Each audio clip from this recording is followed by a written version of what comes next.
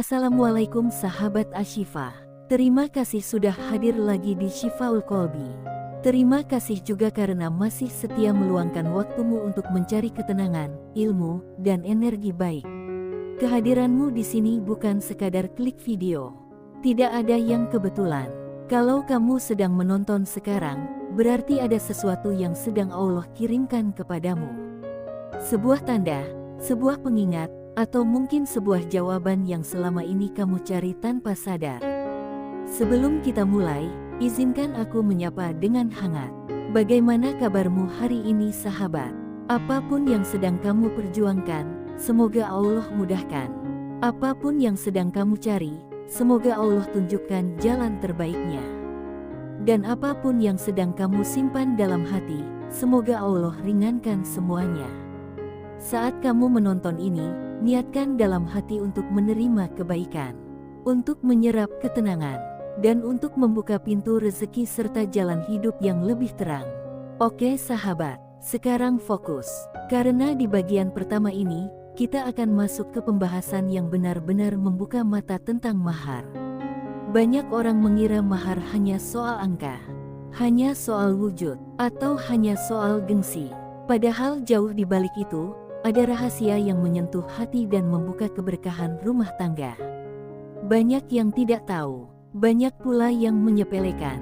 Maka sebelum masuk ke inti, kamu boleh tarik napas pelan dan pastikan pikiranmu jernih. Judulnya sudah cukup mengundang rasa penasaran. 5 rahasia mahar paling utama menurut Islam. Dan yang pertama sering dianggap tidak penting. Padahal justru menjadi penentu apakah rumah tangga berjalan dengan ridha Allah atau tidak. Kita akan bahas dengan alur yang mengalir, gaya santai, tapi tetap dengan bahasa baku. Supaya kamu betah dan merasakan hubungan antara bagian 1, 2, 3, hingga kesimpulan nanti. Sahabat Ashifa, mari kita mulai dengan pembahasan utama bagian 1. Kita buka dengan satu pertanyaan. Menurutmu, apa sebenarnya hakikat mahar? Apakah sekadar benda? Apakah sekadar syarat akad? Atau ada makna yang selama ini tersimpan dan jarang dibicarakan?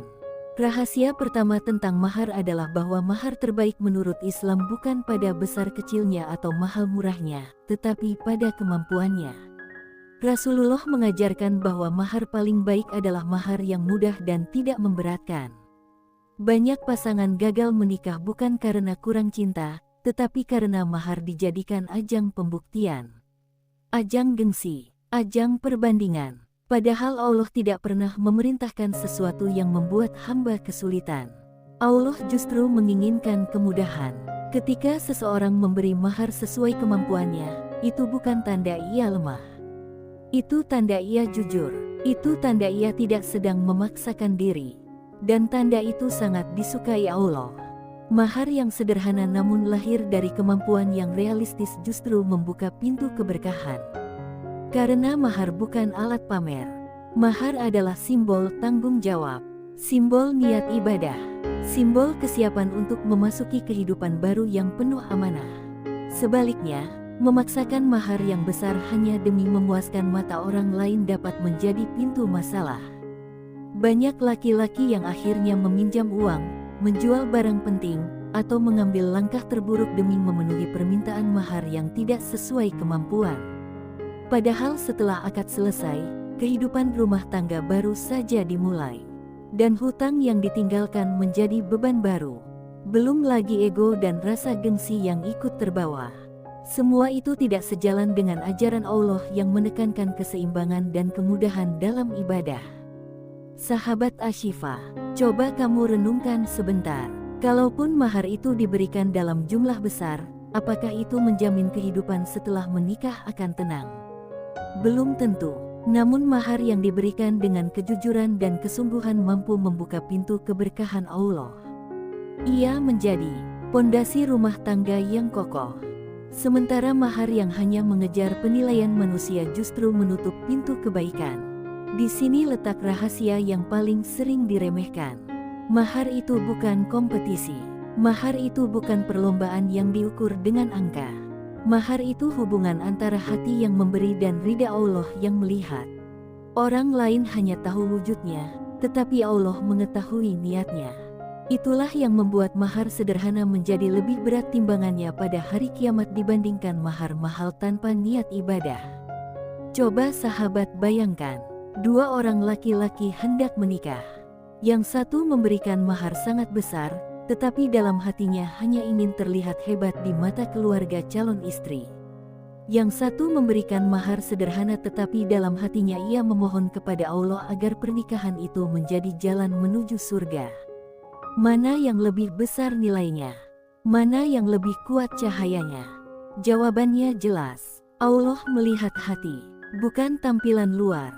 Karena itu, jika hari ini kamu sedang mempersiapkan pernikahan atau bahkan baru sekadar merencanakannya, pahami satu hal ini. Jangan pernah merendahkan mahar yang sederhana. Jangan pernah memandang kecil mahar yang sesuai kemampuan. Jangan biarkan tekanan orang lain membuatmu lupa bahwa yang terpenting adalah keberkahan Allah. Bagian pertama ini mengajakmu untuk membuka cara pandang, untuk menyadari bahwa mahar bukan ajang gengsi. Mahar adalah ibadah. Mahar adalah kesungguhan. Mahar adalah tanda kesiapan seorang laki-laki untuk memikul amanah, dan tanda kesediaan seorang perempuan untuk menerima amanah tersebut dengan hati lapang. Jika dua hati sudah sama-sama ikhlas, maka Allah akan melapangkan jalannya. Sebelum kita masuk ke bagian kedua dan ketiga yang lebih dalam dan menyentuh sisi spiritual mahar, silakan tuliskan angka 77 di kolom komentar sebagai bentuk interaksi dan sebagai simbol bahwa kamu menyebarkan energi positif untuk dirimu, untuk orang yang kamu sayangi, dan untuk saudara-saudaramu yang sedang belajar memahami makna pernikahan. Angka 77 ini menjadi pengingat bahwa niat baik yang kamu tuliskan akan Allah catat sebagai kebaikan. Sahabat Ashifa, tetap bersama sampai akhir. Karena semakin jauh kita masuk, kamu akan semakin menyadari bahwa mahar memiliki makna yang jauh lebih luas dari yang selama ini kamu bayangkan. Dan di bagian kesimpulan nanti, kamu akan menemukan titik terang mengapa Allah mengatur mahar dengan begitu indah. Teruskan menonton dengan hati terbuka. Semoga Allah menerangi perjalananmu. Bagian 2 ini adalah kelanjutan dari alur yang sudah kamu rasakan sejak awal.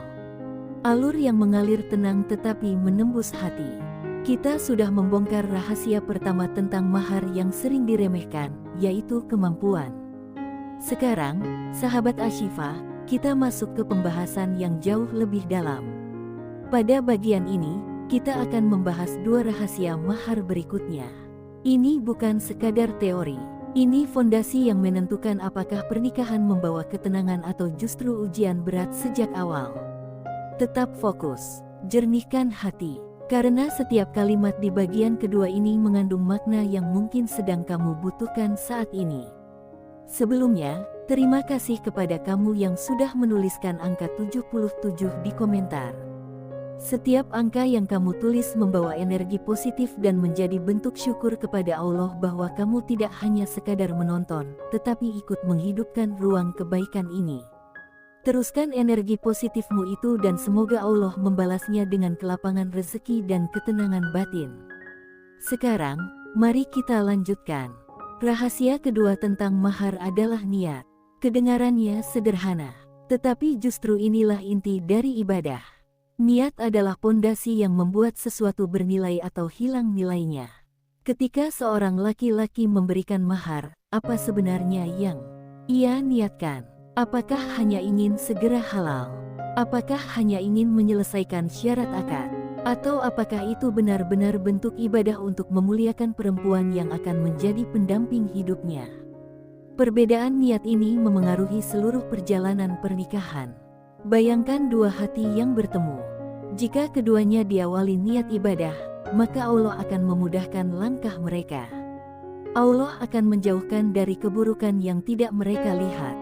Allah akan kuatkan di saat dunia menguji.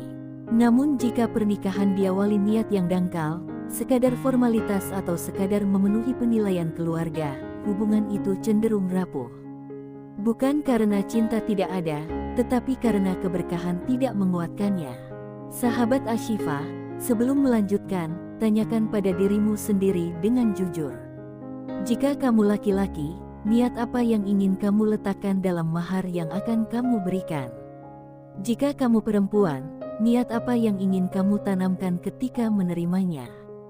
Jawaban itu penting, bukan untuk didengar orang lain, tetapi untuk menguatkan hubunganmu dengan Allah. Karena Allah yang menjadi saksi dari setiap akad, dan Allah pula yang menjadi penolong dalam setiap masalah setelah akad. Rahasia ketiga adalah kesungguhan. Kesungguhan ini tidak bisa dilihat melalui besar kecilnya mahar. Kesungguhan adalah getaran hati, kesiapan seorang laki-laki untuk memikul tanggung jawab, keikhlasan seorang perempuan untuk menerima amanah itu. Kesungguhan melahirkan rasa hormat, dan rasa hormat menjaga cinta.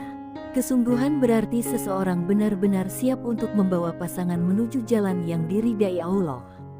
Kesungguhan melahirkan perubahan. Seorang laki-laki yang sungguh-sungguh menikah bukan hanya menyiapkan mahar, tetapi menyiapkan mental, akhlak, dan sifat sabar. Seorang perempuan yang sungguh-sungguh menikah bukan hanya menerima mahar, tetapi menerima tanggung jawab untuk menjadi penenang bagi suaminya. Kesungguhan adalah mahar yang tidak dapat dilihat mata, tetapi sangat terasa oleh hati. Banyak orang melihat pernikahan hanya dari acara, dekorasi, atau kemewahan. Tapi orang yang memahami rahasia ini akan melihat dari dalam, dari niat, dari kesungguhan, dari kesiapan untuk saling membesarkan dalam kebaikan. Jika mahar yang diberikan lahir dari kesungguhan, hubungan itu akan memiliki kekuatan yang tidak terlihat. Ada ketenangan, ada rasa percaya, ada kebersamaan yang tumbuh perlahan namun pasti. Sebab Allah memberikan keberkahan pada sesuatu yang dilakukan dengan sungguh-sungguh. Sekarang, coba bayangkan situasi berikut. Ada seorang laki-laki yang memberikan mahar sederhana tetapi ia sudah berbulan-bulan mempersiapkan dirinya. Ia menata hatinya, ia memperbaiki ibadahnya, ia meminta petunjuk dari Allah setiap malam agar pernikahan yang ia jalani menjadi jalan surga. Lalu ada laki-laki lain yang memberikan mahar mahal, tetapi semua ia lakukan hanya agar terlihat hebat. Mana yang lebih kuat fondasinya? Jawabannya mudah. Kesungguhan membawa ketulusan, dan ketulusan membawa keberkahan. Kesungguhan juga terlihat dari cara seseorang menghargai pasangan. Bukan dengan mahar yang besar, tetapi dengan sikap. Dengannya, seorang laki-laki akan memuliakan pasangannya. Dengan kesungguhan pula seorang perempuan akan merawat kehormatan suaminya. Inilah mahar yang lebih dalam daripada sekadar benda. Mahar hati, mahar akhlak, mahar kesiapan untuk membangun kehidupan bersama. Sahabat Ashifa, kita masih berada di bagian 2, namun kamu akan mulai merasakan bagaimana alur pembahasan ini terhubung. Bagian 1 membahas kemampuan sebagai penentu keberkahan. Bagian 2 membahas niat dan kesungguhan sebagai pondasi hati. Ketiganya membentuk satu makna besar bahwa mahar bukan sekadar objek fisik, tetapi ibadah yang harus dijaga dari awal. Ketika seseorang memahami ini, ia akan melihat pernikahan bukan sebagai acara, tetapi sebagai perjalanan. Perjalanan itu tentu tidak selalu mulus. Ada ujian, ada air mata, ada lelah.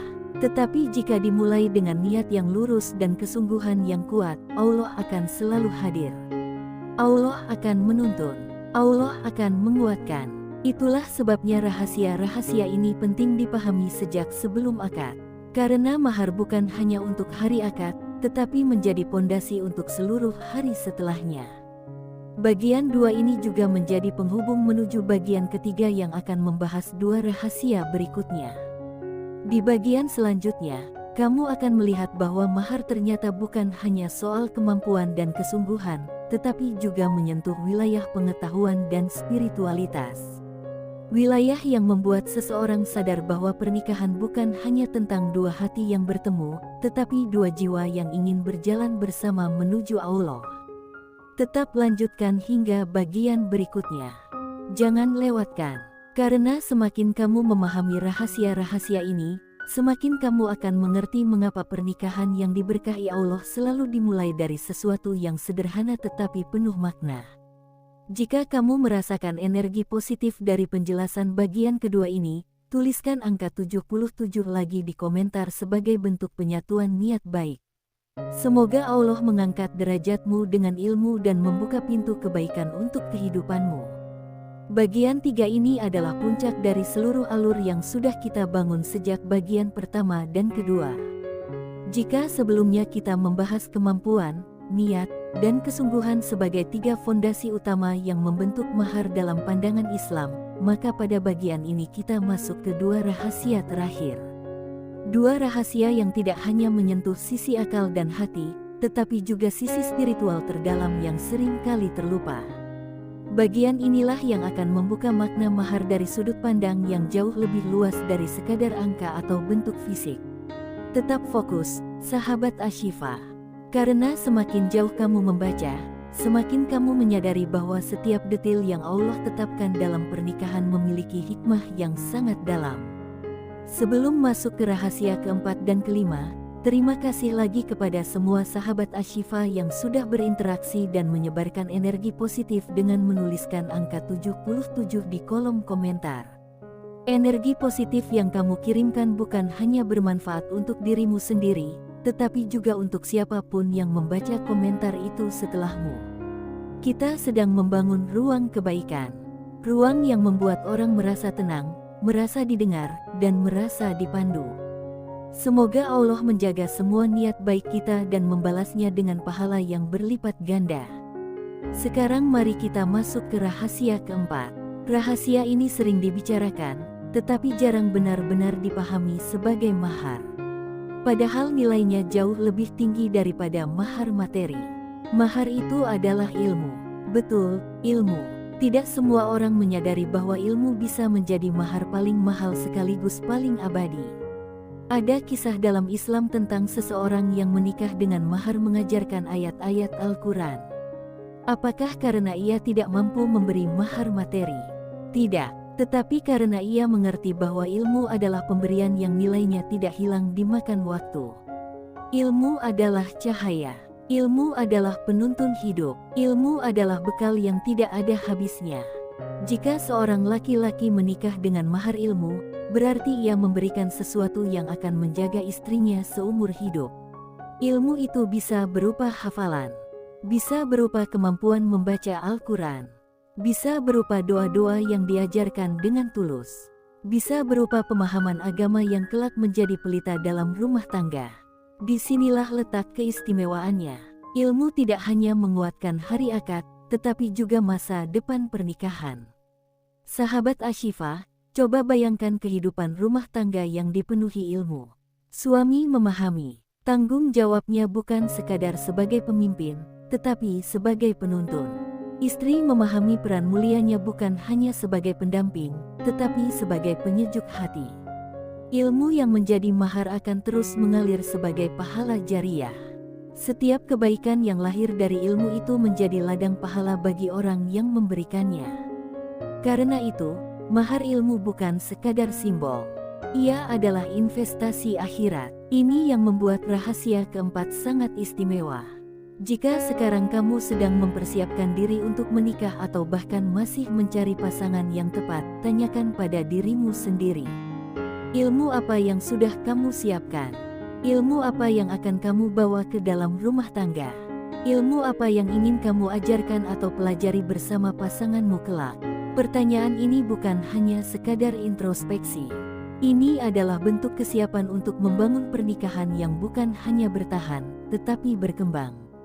Rahasia kelima adalah mahar yang paling sunyi, tetapi paling kuat. Sebagian besar orang tidak menyadari nilai luar biasanya. Mahar itu adalah doa. Doa adalah mahar yang tidak terlihat oleh manusia, tetapi terdengar jelas oleh Allah. Doa adalah mahar yang tidak dituliskan di kartu undangan, tetapi tetap abadi di catatan langit. Ketika seseorang sebelum akad meminta kepada Allah agar pernikahannya diridai, agar rumah tangganya dipenuhi cahaya, agar hatinya dan hati pasangannya dijaga dari hal yang tidak baik, doa itu menjadi mahar spiritual yang kekuatannya melebihi apapun. Doa adalah bukti bahwa seseorang menyerahkan seluruh urusan kepada Allah, bahwa ia sadar bahwa ia lemah tanpa pertolongan Allah, Bahwa ia tahu bahwa kehidupan rumah tangga bukan hanya tentang cinta manusia, tetapi tentang keberkahan yang harus dijaga dari hari ke hari. Doa yang dipanjatkan sebelum akad, saat akad, dan setelah akad akan menjadi pelindung yang tidak terlihat. Ketika masalah datang, doa itu menjadi benteng. Ketika hati mulai berat, doa itu menjadi penenang. Ketika godaan muncul, doa itu menjadi perisai. Sahabat Ashifa, pikirkan ini. Berapa banyak orang yang mempersiapkan dekorasi, pakaian, undangan, dan segala hal yang tampak oleh mata, tetapi lupa mempersiapkan doa. Padahal Allah adalah pemilik segala sesuatu. Allah yang membolak-balikkan hati manusia. Allah yang memudahkan rezeki. Allah yang menjaga kebahagiaan. Jika doa dilupakan, bagaimana seseorang berharap rumah tangganya penuh keberkahan? Itulah sebabnya mahar doa menjadi rahasia terbesar dalam pernikahan. Ia tidak mahal secara materi, tetapi sangat mahal secara makna. Dengan 4 rahasia sebelumnya, sekarang kamu bisa melihat gambaran besar tentang mahar. Bahwa mahar itu bukan hanya benda. Mahar bukan angka. Mahar adalah simbol, niat, dan ikhtiar yang menunjukkan bagaimana seseorang ingin memulai kehidupan baru dengan cara yang diridai Allah. Mahar kemampuan menunjukkan kejujuran. Mahar niat menunjukkan ketulusan. Mahar kesungguhan menunjukkan kesiapan. Mahar ilmu menunjukkan cahaya. Mahar doa menunjukkan penyerahan diri kepada Allah. 5 hal ini jika ditegakkan dalam pernikahan akan membuka pintu keberkahan yang luas. Bagian ketiga ini menjadi jembatan menuju kesimpulan. Kamu sudah melihat bagaimana mahar yang tampaknya sederhana mengandung rahasia-rahasia mendalam yang bisa mengubah cara seseorang menapaki kehidupan rumah tangga. Semakin dalam kamu memahami ini, semakin kamu menyadari bahwa pernikahan dalam Islam bukan hanya hubungan dunia, tetapi perjalanan menuju akhirat. Sebelum kita masuk ke bagian kesimpulan nanti, silakan tuliskan angka 77 lagi di komentar sebagai tanda bahwa kamu sedang meneguhkan niat baik dan menyebarkan kebaikan kepada sesama. Teruskan membaca sampai akhir, karena bagian kesimpulan akan mengikat seluruh makna dari 3 bagian ini dan menguatkan pemahamanmu tentang bagaimana Allah memuliakan pernikahan melalui mahar yang diberkahi. Semoga Allah membuka hatimu dan memberikan cahaya yang kamu butuhkan dalam perjalanan hidupmu.